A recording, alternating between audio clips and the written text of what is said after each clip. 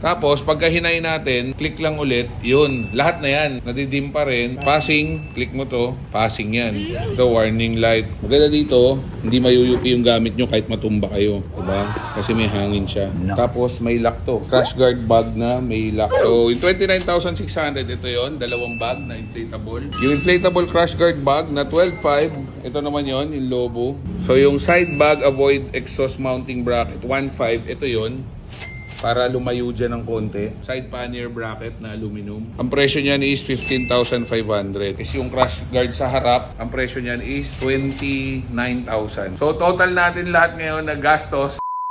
So ayun, ngayong araw kasi dito tayo sa Top Fit Adventure. So may Pasig lang yan. So dala natin yung Africa Twin. Palalagyan na natin ito ng crash guard, pannier bracket, side bag. So another day, another gastos tayo guys. Bot ninyo. Boss, malulot. So ganito yung kakabit natin guys. Ito yung airbag na crash guard bag. Tapos yung side pannier na airbag din. Ito yung kakabit natin. Maglalagay rin tayo ng ganito. Pannier bracket. Tapos syempre ilaw na may color temperature adjust. Tapos may switch yan sa lever. Itong switch na to. Diyan ka mag-power, on, off, passing, volume. Naro-roll mo yan. Tapos dyan din yung change ng temperature. Gusto mo nagiging white, nagiging yellow, pwede yan. Pakikita ko sa inyo mamaya pag nakakabit na sa atin.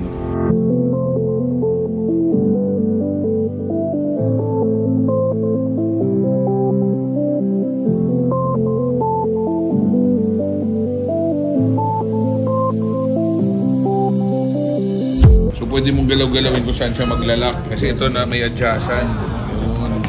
Kunyari, ito gusto ko ilagay sa CF Moto. Yes, sir. So ito lang tatanggalin ko. Itong susi lang. Tapos ito, luluwagan ko lang to. Para bumuka dito. Para mag-sakto. Ganun lang pala. Para mag-lock siya dito. Importante na nakasakto lahat to, mga stoppers. Oo. Para hindi alog. Okay. Tapos pag gusto mong itaas konti, dito naman yon. Dito. Gusto mo itaas baba.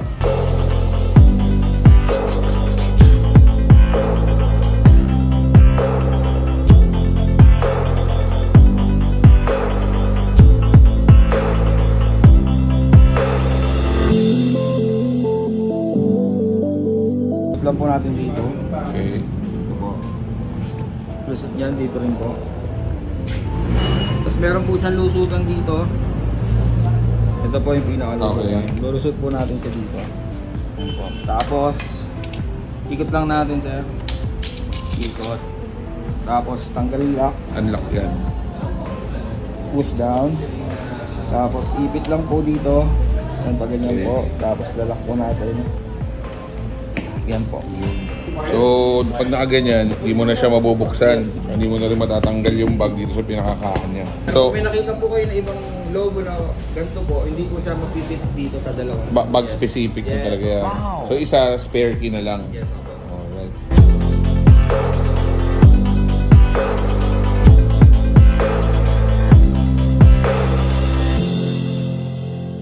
Kailangan natin angat to konti guys. No? Angat natin konti para mapasok ng mga wire na papunta dito sa ilaw sa harap. So, yun isang challenge pero wala ka nang gagalawin dito kasi yung harness nito lahat kompleto na.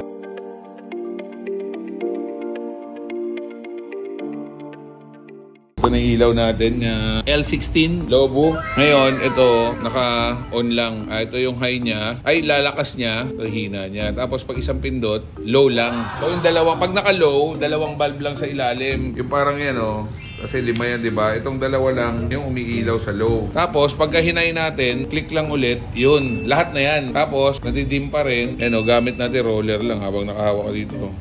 Lumalakas. Slow, lumalakas din. Hihina rin. So parang dalawang set yung bumbilya mo nito ng aux light mo. Tapos off, hold ang hold, long press off. Makikita mo dito. Ngayon, gusto mo mag-passing, click mo to, passing yan. Ito, warning light. Yan, off. Ayan, on. Hindi, sa baba isa. Yan. Pag galit ka na. Great ka na. Pagka konti lang, busina. Hindi pa kailangan mahaba talaga. Ito yung kakaiba dito, Jessa. Pag pindot mo, di ba? Yan na, high-low. Pag hinay ko, pwede kong baguhin kulay niyan. I-hold mo tong dial na to, press down, tapos tataas mong gano'n. Yung puti. Naging puti, nagiging dilaw. Di ba? Ang ganda! Tanong magkano? 26,450 para sa Ox Light na parang GR50 ang size. Pero ito, sobrang dami ng purpose. So, may high and low. Para sa Denali na D7 Pro. Parang gano'n, dalawang set ang ilaw mo, no? May dimmer, tapos nagbabago yung kulay. May temperature. Parang dalawang set. Pagka fog ka, okay, dilaw natin. Pagka kalsada spalto, puti tayo. Tapos may passing ka dito. Bukod pa yung passing mo dito sa headlight na main. Napakahina ng headlight to. Ito, hindi pa nga todo. Nakatodo nga natin. Yan, todo. Papasing ka pa. Kahit nakailaw ka na, pwede magpasing ha. Kasi yung ilaw niyan, boss, dito nakakabit kanina. So, tinanggal mo, in-unscrew mo doon, lilipat mo sa kanya para nandyan pa rin. Hindi papasukin ng tubig yung wire. Tubig yung wire, hindi rin lalaylay. Tapos, press mo lang tong side, slide. Parang flash siya. Flash ng camera. Parang GoPro lang, no? Na isasaksak. So, nilagay natin ngayon, guys. Itong Lobo na waterproof na airbag, di hangin. Kahit walang laman, nahanginan. May bumper na kayo, no?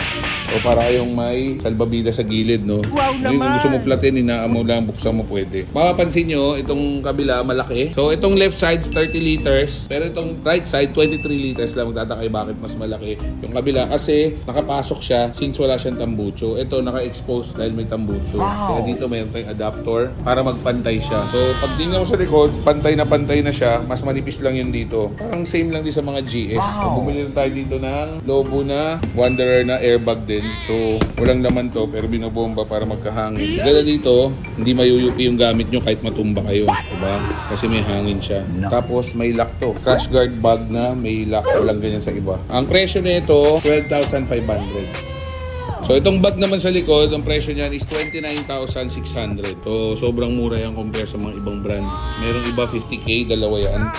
Tapos, hindi airbag. Hindi rin nalalak, hindi rin madaling tanggalin. Ito, sobrang easy access. Pag hindi nakalock to, tulad na tinago ko yung panlock, tanggalin mo lang to. Hindi mo na siya masakit. Pupunta ka hotel, ito lang dali mo. Ganyan lang siya, hindi naman siya mananakaw dahil nakalock yan. So, hindi mo na kailangan magdala ng inner bag compare sa mga top box natin na bakal. Maglalagay tayo ng gamit natin, nakabag pa dito. Ito na mismong bag mo, ito na mismong damit mo. So, isa pa na gusto ko dito sa Lobo bag na to, bukod sa airbag siya, napakadali niyang tanggalin. Ganyan lang. Pero may lock yan So, tinanggal natin lock. Tapos, pwede mong tanggalin to. So, para na siyang ordinary na side panniers bag na mga alloy bag, pero ito magaan. Tapos, pwede ko siyang ilipat kahit saan motor. Kasi na-adjust to, na-adjust din tong side. So, kung may iba akong motor, like may CF Moto ako na 450 MT, pwede ko ilipat to. Hindi na ako bibili ng bag kada isang motor. So, ito, isang bag lang, pasok na sa lahat ng motor, di ba? So, syempre, marami magtatanong kung magkano ba yung nagastos natin. Ayan, 85,550. So, yung 29,600, ito yon, dalawang bag na inflatable. Yung inflatable crash guard bag na 12,500, ito naman yon, yung Lobo. So, yung side bag avoid exhaust mounting bracket, 1,500, ito yon, para lumayo dyan ng konti. Side rack na for Honda CRF 1100. Ito yung side pannier bracket na aluminum. Ang presyo niyan is 15,500. At syempre, itong L16 high-low beam Ox Light with color temperature, 26,450.